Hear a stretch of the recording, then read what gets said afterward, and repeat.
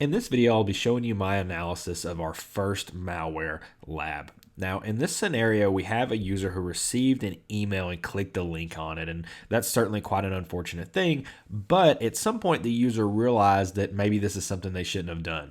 In this case, they got a web page that popped up in their browser, but it was blank, and after looking into the email and thinking about it and maybe sleeping on it for a night, they realized, hey, maybe this is something suspicious. Their user awareness training kicked in, and they reported it to you.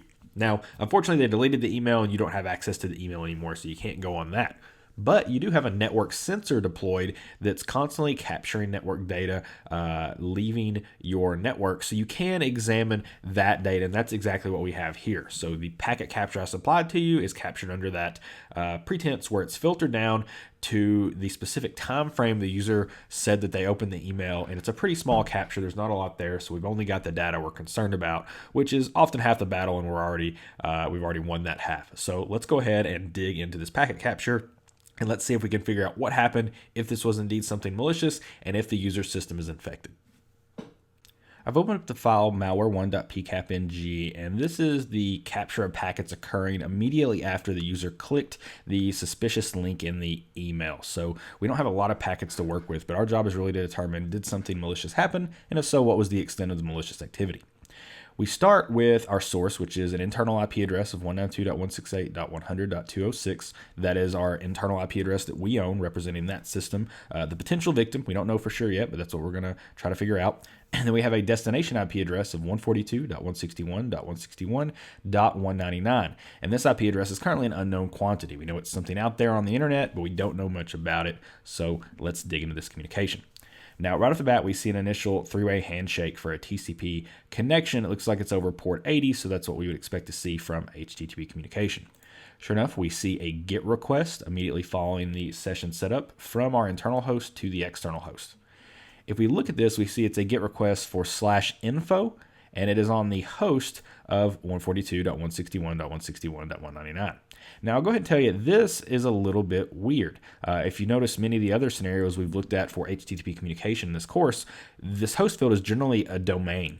Now, it's perfectly valid per spec to have this host field be an IP address, but you don't see it as much. You do see it legitimately from time to time in certain places, but when I see an IP address in the host name field, that does raise my alarm a little bit. It is something that definitely isn't definitively malicious, but at least helps point in that direction. And since this is a case where we already have something else suspicious at play, this certainly doesn't help the case that this is legitimate traffic. So I see that, and that's a little bit concerning to me. Other than that, there's not really much else in this GET request necessarily that really blows my mind, that makes me say, okay, maybe this is something that needs a little bit more to look at. But we still have more to examine here, so we're going to do that. Now, Wireshark tells us that the response to this request is in frame 6, so we just go ahead and go over here to frame 6. Notice it tells us we have these arrows here indicating that as well, which is pretty nice. And it looks like we received a 302 response code, which means moved, and this is, again, a type of redirection that we've talked about. And the redirection occurs in this location field, and it tells us, it tells the browser at least, where to request to get the data it's looking for. And in this case, we go from /info to /info ? And then this string of letters. So the string of letters is actually a parameter being passed that would be passed to the info page that the server would then process. So this is legitimate looking packet, but this location again looks a little bit weird, not overly weird. Plenty of legitimate sites use parameters passed to their web servers in this similar format. But nonetheless, we can continue examining this here. So if I go on to the next packet, we should expect to see a GET request for the value that appears here in the location field. And sure enough, we do. We see a GET request for /info ? RFFWELU, so on and so on, here in packet number 7. So we see that request, and then if we look immediately after that, following this communication, it looks like we have a bit of data being transferred. Now, Wireshark is going to tell us that, of course, the full request URI is this, and it's going to tell us where the response is as well. So I can just double click that, and it'll take me to the response code associated with it, which is a normal HTTP 200 OK, which means the data was transferred successfully. Now, of course, the logical question here, and the one I'm going to ask is, well, what was this data? What is there that's of interest to me? So I want to dig into that, and to do that, we're going to go ahead and follow the TCP stream associated with this data. Or excuse me, we're not. We're going to follow the HTTP stream so that we can see this text properly decoded as much as we need to. In this view, we're going to see some of the things we've already seen. So these first 4 packets are the headers that we've already seen. So we see our GET request for /info. We see the redirect. We see the new GET request for info with the parameter value added to the end of it. And then we see HTTP 200 OK. And then we see the data we're looking for. And it looks like we have about 11,000 bytes of data. Not a ton, but we want to examine that. Now, normally with HTTP communication, you'd expect to see HTML data a lot of the time. And we do see that right off the bat here. And we see that until we get to this script heading. And a script heading is used to insert some type of script into the page, most commonly something like JavaScript to perform some type of client-side processing. So in this case, when you see the script tag, it's JavaScript code and it would be processed on the client side, which in our case means our user's browser. Now, immediately we see some interesting things here. First, right off the bat, we see a variable, and the variable has a name of what looks to be a bunch of random letters, and it has a lot of data in it. So a lot of data that we certainly can't read as it is, and that's a little weird. Not that perfectly legitimate sites don't do things like this, but when I see this and I'm already suspecting that there's malware at foot, then I'm probably leaning even more towards that direction. So we see a lot of data that we can't read. It's obfuscated. Not necessarily encrypted, but at a minimum obfuscated. So I scroll down here and I see a few other commands that appear to be interesting. And I'll show you a couple that really make me interested in this traffic. One is this eval statement. So what we have here, and what we have really in this section here, is the code that tells the client, the browser, how to decrypt or deobfuscate is probably the better word, how to deobfuscate all of this data. So this data is all hidden from clear view, and this code down here will tell us how to deobfuscate that, or at least tell the browser how to deobfuscate it so it can execute whatever commands are listed there. And it's that list of commands that are interesting to us because it tells us what the browser is going to be doing with the data it's received. It's a little bit different than just clear HTML data where we can see that it's just going to be rendered on the screen, text and images and videos and whatnot. This is JavaScript, so it can actually be a little bit more flexible in how it interacts with the browser and the underlying system. So that's of interest to us.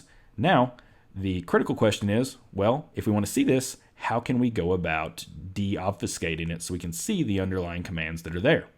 Deobfuscating JavaScript is a bit of a bear. It's something most people learn how to do eventually if you look at enough malware. But the problem is a lot of these things have multiple layers of obfuscation. You're often having to figure out what the keys are and harvest those out. And it also requires a little bit of an understanding of how JavaScript code works. Not necessarily being able to write it effectively, but at least understanding how it evaluates functions, how it processes data, and how it moves data around. And that's certainly beyond the scope of what we're talking about here, but I do want to talk just a little bit high level about how someone would go about deobfuscating or decoding this type of data. Now, generally what that means is they're going to try to evaluate it. And you notice here we even have an evaluation statement in our particular example here. So you want to evaluate and apply and basically run portions of this code without running all of it. So you want to evaluate it to the point where you can see what the underlying commands are without always running those commands. Perhaps sometimes maybe you do want to run those commands, and if so, this would generally be done in a sandbox type environment where you actually want the machine to become infected with some type of malware. But a lot of times you can iteratively evaluate the data so you can get the underlying commands without actually executing them. So you can see if it's maybe downloading additional files, maybe trying to run some type of exploit, so on and so forth. So I'm not going to go into that whole process in detail, but I do want to show you here an example of how we can evaluate this data and learn a little bit more about what it's doing for our particular example. To do that, I'm going to take the JavaScript code here. I'm actually just going to take all of it from this ending script tag and go all the way up here and just grab all of it. So I'm going to get that. I'm going to copy it, and I'm going to copy it into a tool I like called Mozilla. Now, Mozilla is really old. It's been around for a long time, but it's a pretty useful tool, and I still use it today often. So there are a ton of techniques for decoding obfuscated JavaScript. This is just one that's really quick and I think works well for the purposes of our exercise. So I'm going to take it and I'm going to go ahead and paste all this code in in here. Now, what I would do, and of course, this is a system where I'm not concerned about running anything malicious. It's a virtual machine, and I've got snapshots, and I'm isolated as much as I need to be. So what I could do is I can go ahead and run this script. Now, in this case, I get an interesting error. Notice down here it says that the script can't be compiled. So there's some type of error in here that does not allow the script to be run, and I can't see what's going on.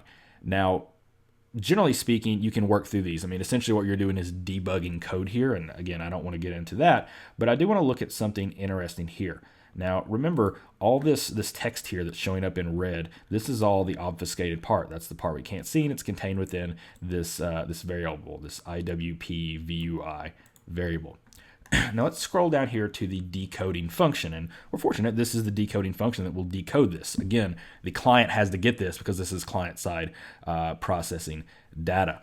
Now look right here. I think this is interesting code and requires a little bit of understanding of the code that's going on, but notice here's a variable VU WGW, and look over here that it's looking and using location.search.substring. Well, what will location.search.substring get us? Well, in this case, it actually gets us the data that was passed in the initial request via the redirection we saw. So location.search.substring, basically, if I go back to my Wireshark capture file, there we go. Okay, back to this Wireshark capture file, we'll see here that, remember, we have this parameter passed. Well, that's the substring value that's being evaluated there. So without going into a ton more detail, that is actually the key, so to speak, that's being used to deobfuscate the data in this particular capture file. So here's an interesting thing I can do is I can actually take this key here, and we're just going to copy this. I'm going to flip back over to Mozilla. And instead of referencing location.search.substring, I'm going to go ahead and paste this key in here and give it the data that it's actually looking for. I'm going to go ahead and run this script, and it looks like, sure enough, this the script actually evaluated successfully and gave me some output that I could actually use. So I'm going to open this file, and actually I already have the output open here.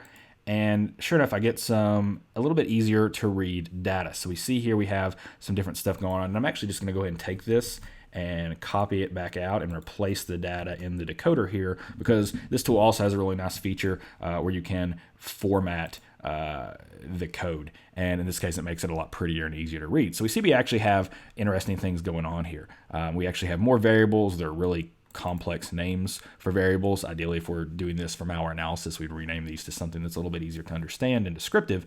But we see here we have some different stuff going. We have we have document create element. We have some different functions going that are sending some interesting data. And it looks like we, of course, still have some more obfuscation going on here. So it looks like we have some of that going on here. We have more unescape type functions, things like that have additional layers of obfuscation that are happening. So we would continue to need to follow this process, basically figuring out what the functions look like, how to evaluate those, and continue to get down to the actual commands we're looking for. We're not going to follow all of this here, although that looks like some interesting data there. But we're not going to follow it all, but we do kind of see what's going on here and how to evaluate this JavaScript at a high level.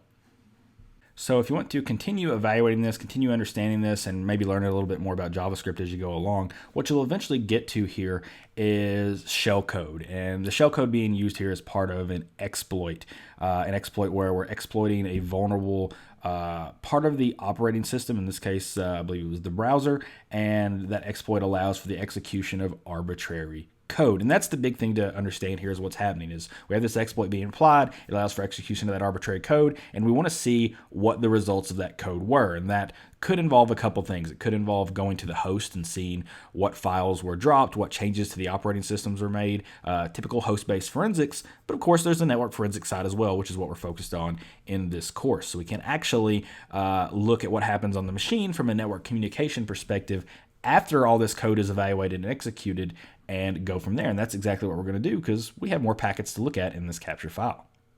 So I'm back to the capture file here, and I'm going to go ahead and clear out the filter. Notice when we followed the TCP stream, we're looking at TCP stream 0, and there are actually more TCP streams to look at, and precisely one more. So we get to the end of the HTML data here, and we see another connection being established. And this is once again going from our local host from the 192.168 address to the same external host, 142.161.161.199. And this appears to be a connection over TCP to port 4321. And that doesn't really mean anything to me right off the bat. That's not a common service. It looks like Wireshark identifies it as R-who-is, but for the most part, I don't identify that as a common service like we did with HTTP. So the packets themselves in the packet list window look pretty benign. We don't see a lot here, but we can go ahead and follow the TCP stream to see if we can get some context around the communication that's going on. Sure enough, that's some pretty interesting context. We see a little bit of data sent from the local system, or excuse me, from the remote system to the local system, and then the local system responds with data that should look very frightening to anyone who works in information security, because this is an example of a command shell session that has been opened up that the attacker now has access to. So that's what we're seeing, is the attacker is issuing commands, in this case, to our local system. And you can see, again, we have this red and blue. So red is from the client or from the victim, and blue is from the attacker. So we see some data that we don't quite understand. We can't really make sense of that. We see the command shell sent from client to an attacker. Looks like they're running Microsoft Windows XP in this case. It's a bit of an older capture file. And then the attacker issues the dir command, and that's here in blue. That command is echoed back here, and the data is sent back. So we have volume in drive C has no label. Here's the serial number, and here's the directory contents of C, documents and settings, administrator, desktop, which includes a file, a directory called data, a directory called docs, and a file called passwords.txt, which sounds really juicy. And chances are, if this capture file were longer, we might see the attacker try to enumerate or download that file or send it somewhere else up on the internet. So this is clearly bad, and this is the post-compromise activity that has occurred after the exploit has been sent, that has been delivered via the web. So just to recap what we've seen here, the user clicked the malicious link.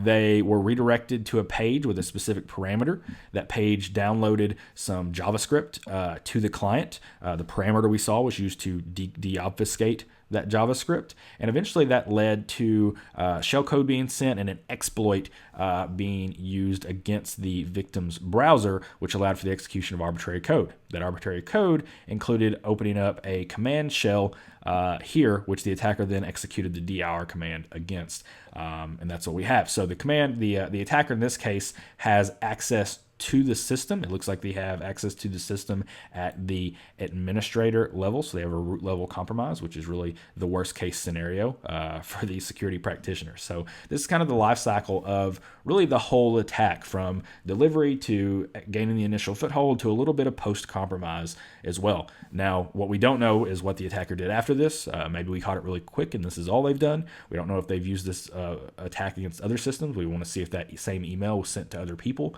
So on and so forth. So we begin incident response at this case. But hopefully this gives you a better understanding of how we iterated through this process. And while we didn't go too deep into the deobfuscation of JavaScript, hopefully it gave you a little bit of insight on how that works, why you would want to do that, looking for the keys that can be used to deobfuscate the script within the context of the capture that you have. And from there, you should be able to take that and take that knowledge elsewhere and learn about other tools you can use to deobfuscate that type of data.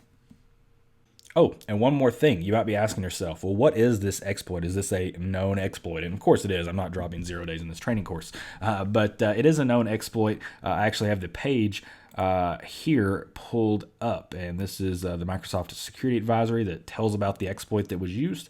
It was a vulnerability in Internet Explorer that could allow remote code execution, which is exactly what we saw. It's a bit of an older one, like 2010, and there's a little bit of detail in here, but you may remember this attack if you were in the field or around the field at the time as the Operation Aurora attacks, which were used as part of spear phishing campaigns against a lot of different organizations, and most notably against Google and various activists out on the internet. So this was used as part of a spear phishing campaign that allowed people to compromise these machines and further achieve their goals. So it's a bit of an older vulnerability, but it was a 0 day in Internet Explorer that the bad guys really had a lot of fun with. So if you want to continue to understand more about this specific attack, there's more to be found and more to be learned in this packet capture file. If you really want to practice your kind of malware engineering, or malware reverse engineering skills, you can continue to deobfuscate that JavaScript further. You can try to execute that in a sandbox, see if you can learn a little bit more about this. And if you also want to practice it yourself, you can create a similar packet capture by using Metasploit. There's a Metasploit module that allows you to utilize this specific attack vector when you have a vulnerable machine. So let's say if you have a Windows XP machine that you've blocked from installing patches, you could deploy this on your own and then compare and contrast what you find with my capture file and kind of go from there. So I hope you enjoyed this example. It's a little bit in depth in some ways, but it does show a good example of the entire attack life cycle for a general exploit-driven type of compromise.